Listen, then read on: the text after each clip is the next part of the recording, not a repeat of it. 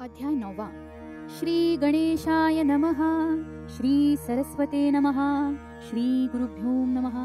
हे कश्यप पुत्र वामन, हे बटुधारी नारायण, बलि से लेकर दान अमर किया उसे, आंवला लेकर कोहड़ा उसको दिया राजा बलि को, स्वीकार कर उसकी भक्ति को, द्वारपाल बने आप। जय जय जी परशुधर रेणुका के कुमार, परशुराम परमेश्वर जमदग्नि सुपुत्र। सहस्रार्जुन को दंडित कर, निक्षत्रिय पृथ्वी कर, सागर को हटा कर कोकण भूमि निर्माण की। उस कार्य का वर्णन करता हूँ इस अध्याय में कथन। कृपा करे भगवन इस नरेंद्र पर। वेद व्यास द्वारा रचित, अग्नि पुराण द्वारा संचित, छठा अवतार ले अच्युत परशुराम रूप में। भृगु ऋषि कुल में ऋषि जमदग्नि जन्मे, महान ऋषि कुल में जन्म हुआ इक्ष्वाकु नाम का, पराक्रमी राजा वहाँ का, स्वयंवर उसके प्रपौत्री का रचा गया था। राजकुमारी रेणुका वरण किया उसका, जमदग्नि ऋषि का विवाह हुआ उससे। जमदग्नि एवं रेणुका को 5 पुत्र हुए उनको, 5वें पुत्र को कहते भार्गव राम। कोई कहता राम, कोई कहता भार्गव राम, अनेक थे उनके नाम आगे ज्ञात होगा। जितने थे बुद्धिमान उतने विनम्र विष्णु समान, माता पिता की सेवा महान कर आशीर्वाद पाया। एक बार विनती कर पिता से आज्ञा मांगी उनसे, मिलना चाहता हूँ पितामह से भार्गव राम। पिता की आज्ञा लेकर पहुँचे पितामह भृगु आश्रम पर, उपकृत किया आशीर्वाद देकर ऋषि भृगु ने। कुछ दिन वहाँ रहकर भृगु ने कहा उपदेश कर, करो हिमालय जाकर तपस्या। पितामह की आज्ञा पाकर भार्गव राम वहाँ से निकलकर यात्रा संपूर्ण कर पहुँचे हिमालय। हिमालय है स्वर्ग भूलोक का, नख शिखांत सौंदर्य का, निर्माण है प्रभु का प्रकृति रूप में। तप करने ऐसा स्थान नहीं कहीं इसके समान, अनेक ऋषियों ने किया अनुष्ठान आकर इस हिमालय। पितामह की आज्ञानुसार भक्ति भाव से तप साकार, रख शिव पर निष्ठा पार आरंभ किया भार्गव राम ने। सब काल एवं ऋतुओं में सहन करते धूप और बारिश में, शीतल जल की बरसात में अग्नि समीप बैठकर, लंबे काल तक कठोर साधना जप तप कर, षड्रिपुओं पर विजय पाकर तपस्या सफल की। प्राणायाम से प्राणवायु पर मात किया उसने उसे अंकित, अति स्थिर कर चित्त 10 इंद्रियों को जीता। उत्तम शील एवं बलवान मन को नियंत्रित रखकर इनको, शिव पर केंद्रित कर ध्यान को दर्शन प्राप्त किया। देख कठोर साधना भार्गव राम का भक्ति करना, शिवजी को दर्शन देना आवश्यक हुआ। शिवजी व्याघ्र रूप में आकर अनेक परीक्षाएं लेकर, अनेक कसौटियों पर कसकर प्रसन्न हुए। मैंने देखा तुम्हारा तप, वो पहुंचा है मुझ तक, किस वरदान पर है तुम्हारा हक जानता हूँ मैं। पूर्व जन्म के हो कौन, पुनः जन्म का क्या कारण, इस जन्म का कर्तव्य जान, शस्त्र देता हूँ तुम्हें। दिया शस्त्र परशुराम का, शिवजी ने वरदान उनका, शस्त्र से करोगे उद्धार कुलों का।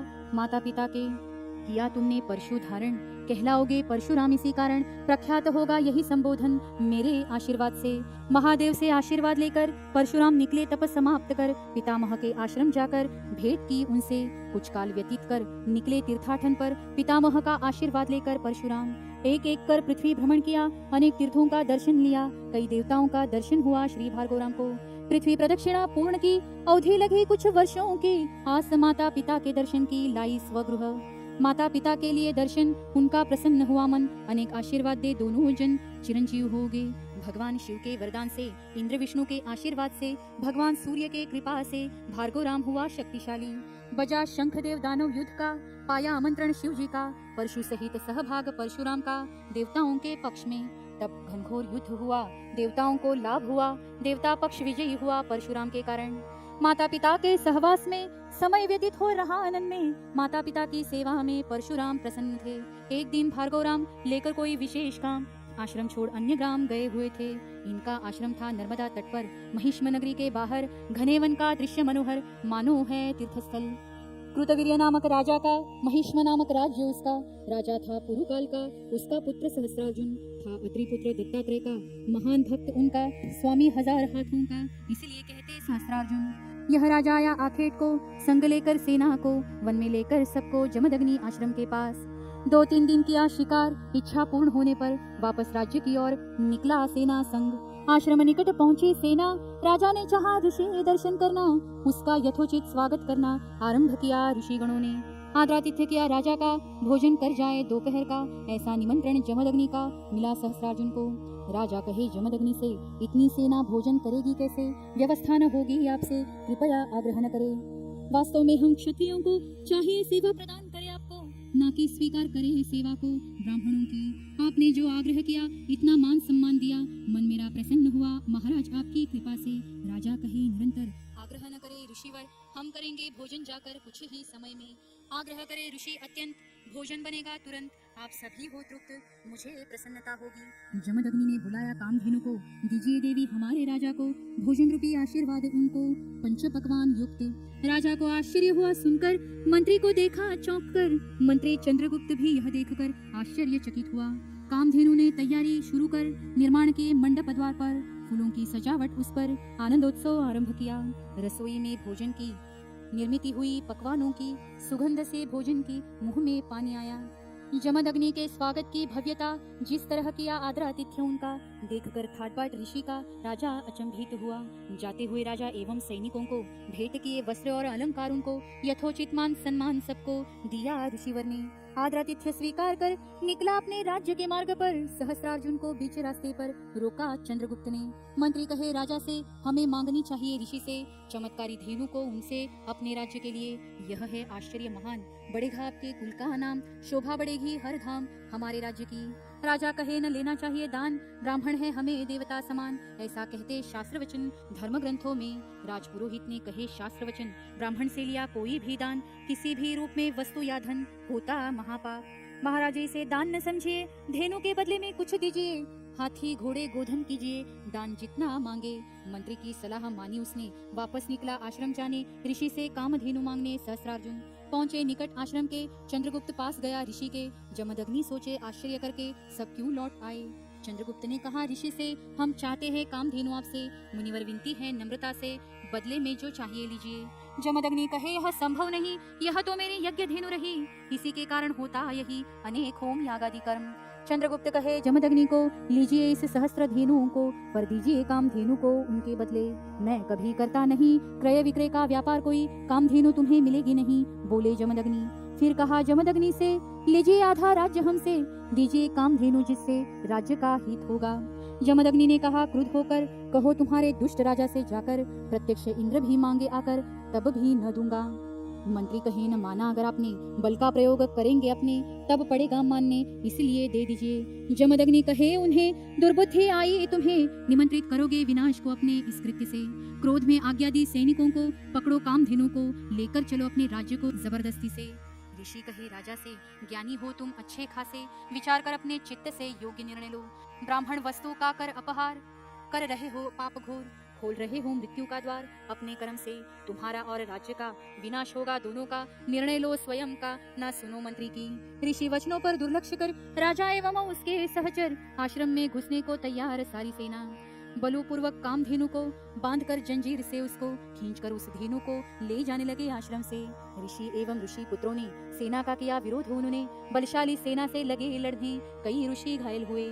आश्रम उद्ध्वस्त हुआ सारा उन सैनिकों के द्वारा, बही रक्त की धारा राजा के कारण। जमदग्नि आए छुड़ाने, कामधेनु को बचाने, लाठियों की मार सही उन्होंने, महान ऋषि होकर भी। बेहोश हुए चोट खाकर, गिरे कई मृत होकर, लगे उस स्थान पर रक्त मांस के ढेर। सैनिक कामधेनु को लगे पीटने, राज्य में पहुंचने की जल्दी थी उन्हें, असह्य थी लगी चोट पड़ने कामधेनु को। असह्य चोट पड़ने पर गई कामधेनु निकलकर, सैनिकों के हाथ से छूटकर गई स्वर्गलोक। छूटी सबकी पकड़ से, देखे सब आश्चर्य से, और गई आकाश मार्ग से, देखते ही देखते। हताश हो राजमहल में आया, मंत्री पर बहुत झलाया, अपने हाथों से विनाश बुलाया, मूर्ख तुम्हारे कहने पर। ऋषि है वो महाभयंकर, जैसे आग उगलता भास्कर, उनके क्रोध को आमंत्रित कर बुलाया विनाश को। राजपुरोहित की बात सुनी होती, ऐसी भूल न हुई होती, विनाश काले विपरीत बुद्धि न आती मुझ मुड़ में। इधर आश्रम में विपरीत हुआ, जमदग्नि का स्वर्गवास हुआ, रेणुका ने आक्रांत किया, तभी आए भार्गवराम। दूर से आश्रम का दृश्य देखकर परशुराम अनहोनी आशंका कर, सोचे किसी दानव ने आक्रमण कर उद्ध्वस्त किया। कैसे होंगे माता पिता, कैसी होगी ऋषि कुमारों की अवस्था, स्त्रियों पर भी आपदा आई होगी। आए आश्रम के भीतर जब, दृश्य देखकर स्तब्ध हुए तब, रेणुका की गोद में जब शव देखा पिता का। प्रसंग देख अवाक हुए, कल्पना नहीं कभी के, क्रंदन करे चिखते हुए भगवान परशुराम। सांत्वन दे एक ऋषि कुमार, हे ऋषि पुत्र स्वयं को नियंत्रित कर, पूज्य माता को संभालो जाकर संकट की घड़ी में। राम ने स्वयं पर नियंत्रण किया, पूज्य माता को सांत्वन दिया, धीरज रखने का आग्रह किया सभी जीवितों को। भीतर जलती क्रोधाग्नि को साक्षी रखकर कहे सबको, जीवित किसी भी क्षत्रिय को न छोड़ूंगा धरती पर। जमदग्नि के संस्कार की तैयारी करने लगे ऋषिगण सारी, इतने में आकाशवाणी न्यारी हुई देखी। अग्नि संस्कार की शीघ्रता न करो, जीवित होंगे ऋषि धैर्य धरो, सही समय की प्रतीक्षा करो आप सभी। आकाशवाणी सुनकर करे प्रतीक्षा आनंदित होकर, 2-3 प्रहर बीतने पर पधारे महातपस्वी मुनि। मुनि थे अवगत संजीवनी विद्या मुखदगत, मंत्र सामर्थ्य से किया जीवित जमदग्नि को।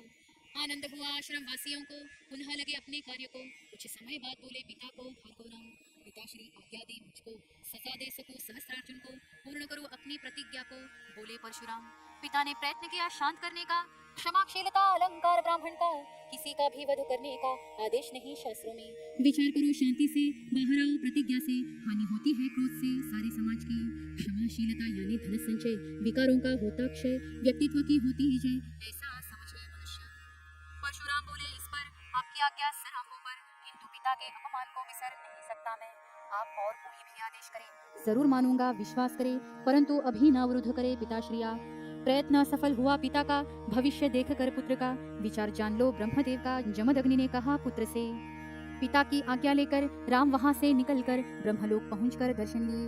ब्रह्मदेव ने किया स्वीकार, अनुचित था राजा का व्यवहार, किंतु सभी दंडित हो यह विचार तुम्हारा योग्य नहीं। तुम जाओ शिवलोक को, पूछो शंभो महादेव को, पृथ्वी के अनेक रूपों को आशीर्वाद है उनका। आज्ञा उनकी लेकर चलो उनके आशीर्वाद पर, उन्हीं की कृपा होगी तुम पर हे परशुराम। शिवपुरी आकर परशुराम ने भोलेनाथ से प्रार्थना की उन्होंने, आया आपका आशीर्वाद लेने सहस्त्रार्जुन को दंडित करने। भगवान भोलेनाथ प्रसन्न हुए, अनेक शस्त्रास्त्र उन्हें दिए, सारे शस्त्र जो प्राप्त हुए लेकर पहुंचे पुष्कर तीर्थ। पुष्कर तीर्थ महान, वहां के अनेक अनुष्ठान, अनेक देवताओं ने कर आशीष प्रदान, बनाया बलशाली। आया फिर नर्मदा तट पर राजमहल संदेश भेजकर, कहा युद्ध की तैयारी कर है सहस्त्रार्जुन। सहस्त्रार्जुन ने की तैयारी, घर घोर युद्ध की सारी, हाथी घोड़े रथ की सवारी, कई सहस्त्र सेना। सभी आश्रित राजाओं ने युद्ध में सहभाग लिया उन्होंने, निपुण थे सभी युद्ध करने प्रचंड सेना सह। सेना संग सहस्त्रार्जुन को युद्ध भूमि में देखा उसको, आनंद हुआ परशुराम को, सभी क्षत्रिय थे एक जगह। घनघोर युद्ध हुआ, अस्त्र शस्त्रों का प्रदर्शन हुआ, लाशों का ढेर हुआ, भयंकर रक्तपात। 3 दिनों तक चले युद्ध में, सभी क्षत्रिय हुए समाप्त इसमें। राजा सुचंद्र भी हुआ मृत जिसमें परशुराम द्वारा, पुत्र उसका शूरसेन किया उसने पलायन, वीरगति पाए सहस्त्रार्जुन भार्गवराम द्वारा। सभी क्षत्रिय समाप्त होने पर भार्गवराम निकले फिर तीर्थाटन पर पैदल चलते हुए। पृथ्वी के अनेक स्थान की तपस्या होम हवन, कालांतर में प्रस्थान किया पिता से मिलने। रास्ते में आया वृत्तांत, हुआ दुर्दैवी अंत, सारे परिजन संग माता तात, मारे शूरसेन राजा ने। माता पिता सब नहीं रहे जीवित अब, अति भयंकर क्रोधित तब जमदग्नि पुत्र हुए। इस पृथ्वी पर नहीं रखूंगा क्षत्रिय कहीं, जो निर्माण होंगे त्यों ही विनाश उनका करूंगा। परशुराम ने इस प्रकार किया 21 बार, निक्षत्रिय पृथ्वी का उपहार दिया विप्रों को। रहने हेतु स्वयं को हटाकर समुद्र को, निर्माण किया भूमि को कोकण भूमि। श्रोताओं इससे ले बोध, कामधेनु रूपी लोभ उत्पन्न करे एक शोभ, नाश करे मनुष्य का। एक कामधेनु के लिए इतने घटाटोप किए, राजा को विवेक शून्य के दुर्बुद्धि ने। सलाह अगर मानी होती पुरोहित ने जो दी थी, टलती नौबत विनाश की सहस्त्रार्जुन के। इसलिए साथ सज्जन को रखना चाहिए ज्ञानियों को, कहा है इस बोध को अनेक साधु संतों ने। सज्जन की संगत पकड़े, सृजन वाक्य कानों में पड़े, सत्संग से जीवन गढ़े सदैव साधु संतों के। आशा मनीषा तृष्णा सबको, लोभ रूपी संचय समझो इनको, निष्प्रभ करना इन सबको है बहुत कठिन। इस लोभ का करने दमन, साधु संतों के पकड़ो चरण, षड्रिपुओं पर नियंत्रण रहे इन संतों का। संतों बिना भवसागर न हो सके पार, निपुण हो तैराक अगर तभी संभव है। अंतःकरण रूपी सागर में षड्रिपु रूपी मछलियां उसमें, उपद्रव करती अंतराल में संसारी मनुष्य को। बोध रूपी जाल डालकर विजय पाते उन पर, विकार रूपी मछलियों पर सद्गुरु रूपी मछुआरा। इसलिए उनकी भक्ति करे, ध्यान सदा उनका धरे, आदेश स्वीकार करे ब्रह्म वाक्य जानकर। काम क्रोध लोभ मोह माया से दूर रहने इनसे, यही शिक्षा मिलती सद्गुरु से उनके अमृत वचनों द्वारा। संतों के सहवास में अनेक पहुँचे उत्तम गति में, पर होनी चाहिए श्रद्धा उनमें पूर्ण समर्पण से। इसलिए आपके चरणों में विनती, मन से कीजिए भक्ति, मिलेंगे आपको श्रीपति, कल्याण आपका होगा। यह नरेंद्र दास द्वारा रचित लीलामृत हो ग्रंथ, साधकों के लिए अमृत उद्धार उनका करने। इति नवमोध्याय समाप्त। जगत गुरु नरेंद्राचार्य महाराज की जय। सद्गुरु काड़ सिद्धेश्वर महाराज की जय। संत शिरोमणि गजानन महाराज की जय। आद्य जगत गुरु रामानंदाचार्य महाराज की जय। सियावर रामचंद्र की जय। परम पूज्य कानिफनाथ महाराज की जय।